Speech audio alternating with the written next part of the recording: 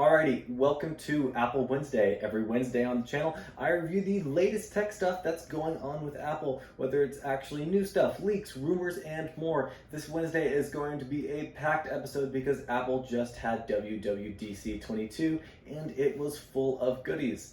Alrighty, let's dive into the techie-wecky stuff. The biggest thing Apple announced was probably the M2 chip. I have no real data to report on this chip because Apple uses graphs to tell you the performance of this chip, and those graphs are pretty much meaningless. What I can tell you is that the max RAM has gone up to 24 gigabytes instead of 16, and they have improved the neural cores and the graphics, as well as making the CPU a tad faster and more energy efficient.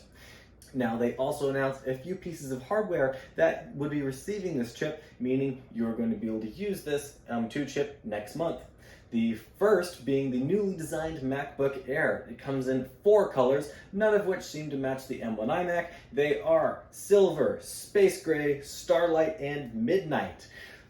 This new design is basically the new MacBook Pros, but squished down, no fan, smaller screen with a MagSafe port, 2 Thunderbolt 4 ports, and a headphone jack. I don't want to recommend the laptop without being hands-on with it first, but right now it does seem to be a good deal, especially for those people who didn't want to get onto the M1 just because they didn't want to be on the first generation or bleeding edge of technology of something. They didn't want to experience the quirks, let other people work out those quirks. Well, the quirks with M1 chip have been worked out.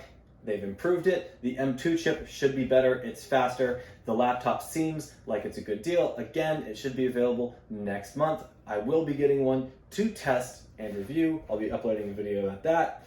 They did also release one other piece of hardware, and that was the new 13-inch MacBook Pro with the M2 chip. It has the same design as the M1 MacBook Pro, which means the old touch bar is still here and hasn't died. I can't say I'm a fan of this. I call it the stupid bar. I've never enjoyed it. I like those function keys. If I wanted a touchscreen, I would buy an iPad. I do have an iPad.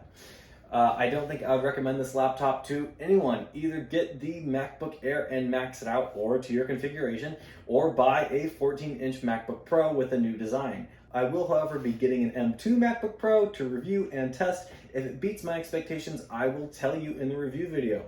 The rest of the stuff that Apple announced was all software. The most exciting software was CarPlay, a huge upgrade to the current version. The only downside is we have to wait until the end of the year to get it. They also announced iOS 16. It has a few new cool features like live text from videos, unsending and editing iMessage, as well as emails, and the best feature of all, oh, wait, that's more of a macOS feature. I guess we'll get to that in a bit. With iPadOS, we got a weather app, and that's pretty much it. They did announce a new feature called Stage Manager. However, it only works with iPads with an M1 chip, so it screws all of us folks with older iPads. I have an iPad Pro with an A12X or A12Z chip, not sure, but it was the same chip they put in the developer Mac Mini for the switch to Apple Silicon, and for some reason Apple decided that there was no way I could run this overlapping window feature on my iPad. That makes sense.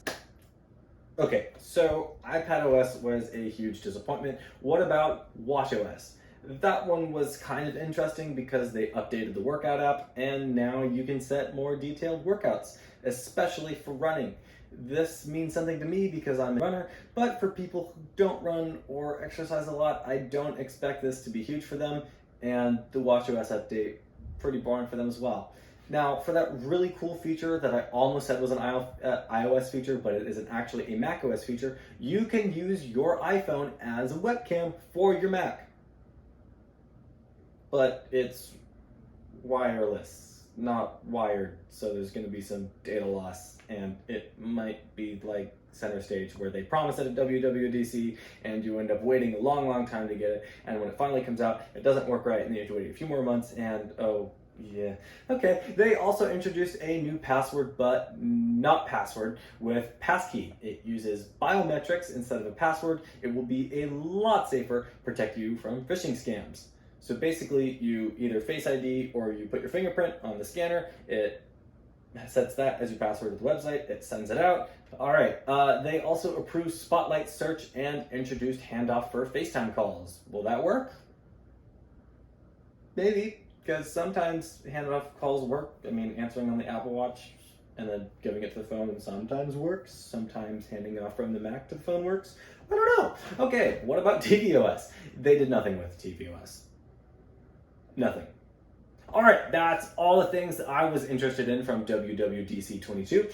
If you want me to cover some stuff that I didn't mention, leave a comment down below. If you liked the video, hit that like button and subscribe. If you didn't like the video, leave a comment that says dislike, and everybody else can go like that comment, and I'll know that the video was no bueno. Toodles!